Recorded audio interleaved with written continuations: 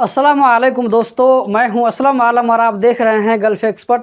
दोस्तों, आज की वीडियो में आप लोगों की तरफ से आने वाले सवालों का जवाब देने वाला हूं जो कि मैंने आप लोगों के कमेंट से पिक किए हैं।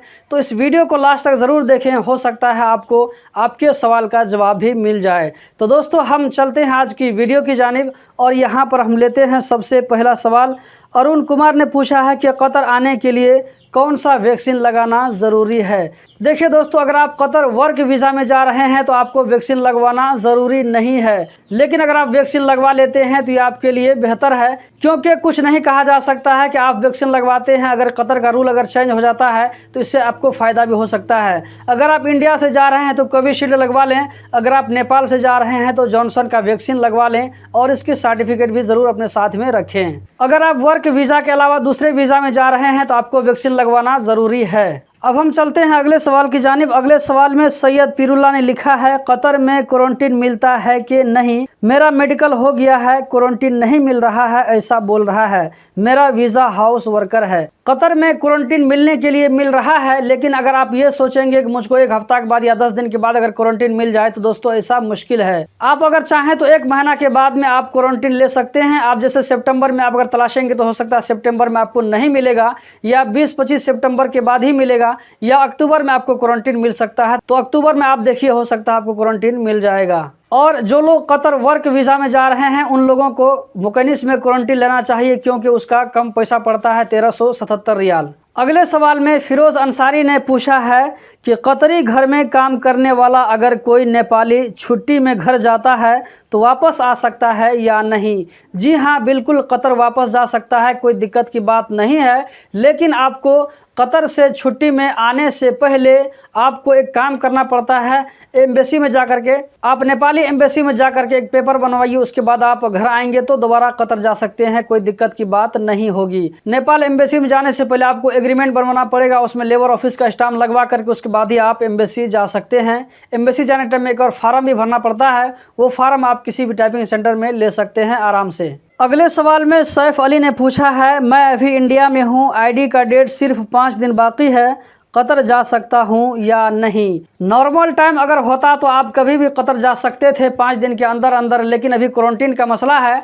अगर आपको क्वारंटीन मिल जाता है तो आप जा सकते हैं। जैसे अगर आपने कतर में ही कोरोना का दोनों डोज वैक्सीन लगवा लिया था तो इस सूरत में आप मुकनिस में 2 दिन का क्वारंटीन बुक कर सकते हैं, क्योंकि अभी इसमें ज़्यादा रश नहीं है। कल परसों अगर आपको क्वारंटीन मिल जाता है तो आप जा सकते हैं। अगर आपने वैक्सीन नहीं लगवाया है तो 5 दिन के अंदर आप नहीं जा सकते हैं। दोस्तों, अब हम चलते हैं अगले सवाल की जानिब। अगले सवाल में पप्पू कुमार ने पूछा है कि असलम भाई, अगले साल सबको छुट्टी पर भेज दिया जाएगा, क्या ये सही है?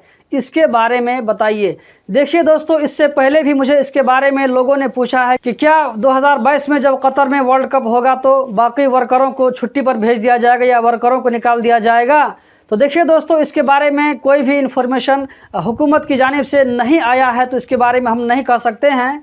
मैं आप लोगों के साथ कतर का डेली अपडेट शेयर करता हूं, लेकिन इस तरह का मुझे न्यूज़ अभी तक नहीं मिला है। आप खुद भी सोच सकते हैं कि जैसे वर्ल्ड कप जो होगा कतर में 2022 में, अगर वर्करों को वहां से भेज दिया जाएगा तो बाहर से जो लोग आएंगे, गेस्ट आएंगे वर्ल्ड कप देखने के लिए, तो उन लोगों की सर्विसिंग के लिए कौन मौजूद होगा? उन लोगों को कौन सर्विस प्रोवाइड करेगा? जब वर्ल्ड कप शुरू होगा तो उस वक्त लाखों लोग बाहर से आएंगे, तो उन लोगों को सर्विस प्रोवाइड करने के लिए अगर वर्कर कतर से चले जाएंगे तो फिर काम कैसे होगा? कतर में वर्ल्ड कप के अलावा ऐसे और भी बहुत सारे प्रोजेक्ट हैं जो अभी अंडर कंस्ट्रक्शन हैं, तो उसको कंप्लीट कौन करेगा? तो दोस्तों, इस तरह की जो भी बातें आती है, जो भी अफवाह फैलाता है, वो सरासर गलत है, इसमें कोई सच्चाई नहीं है। तो आप लोग बेफिक्र होकर के काम करें। एक और भाई ने आगे सवाल किया है, मैं इसका नाम लेना मुनासिब नहीं समझता हूं, क्योंकि कुछ सवाल ही इस तरह है। भाई, कतर से वापस जाने वालों के लिए क्या कानून है? क्या कंपनी को बिना बताए वापस जा सकते हैं? इसी तरह का एक और सवाल है, मैं उसको भी इसी के साथ में जोड़ देता हूं।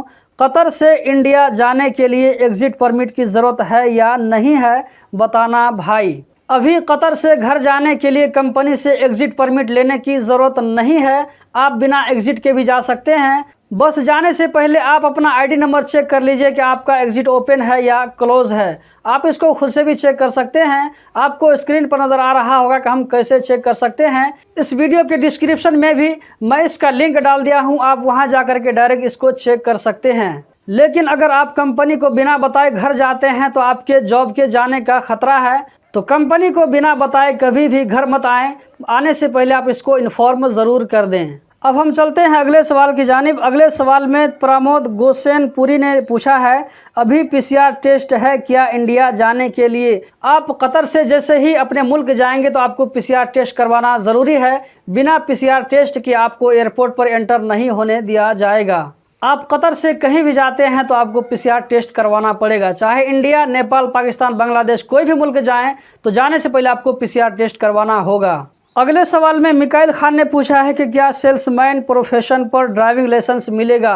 जी बिल्कुल नहीं मिलेगा। सेल्समैन प्रोफेशन पर आपको ड्राइविंग लाइसेंस नहीं मिलेगा। इसके लिए बड़ा प्रोफेशन होना चाहिए, जैसे मंदूब, सुपरवाइज़र, फोरमैन, इस तरह का प्रोफेशन है तो आप ले सकते हैं। अब हम इस वीडियो का आखिरी सवाल ले लेते हैं। थाबी परवीन ने पूछा है, इनका कमेंट नेपाली में था। इन्होंने पूछा है कि क्या मैं अभी कतर में हूँ? क्योंकि कल जो मैंने वीडियो डाला था उसमें मेरे बैकग्राउंड में मेट्रो का फ़ोटो लगा हुआ था, तो इन्होंने पूछा है कि क्या मैं अभी कतर में हूँ। तो सबसे पहले मैं आप जैसे लोगों का बहुत बहुत शुक्रिया अदा करता हूं कि आप लोग मेरी वीडियो की इतनी छोटी छोटी चीज़ को भी नोटिस करते हैं। इससे पहले भी बहुत सारे दोस्तों ने मुझसे पूछा है कि मैं अभी कतर में हूं या अभी घर में हूं, या ये कि मैं कतर कब आ रहा हूं। तो मैं दोस्तों बता देना चाहता हूं कि मैं अभी घर में हूं और कतर कब जाने का इरादा है, कब आऊँगा, इसके बारे में इंशाल्लाह नेक्स्ट वीडियो में कभी बताऊँगा।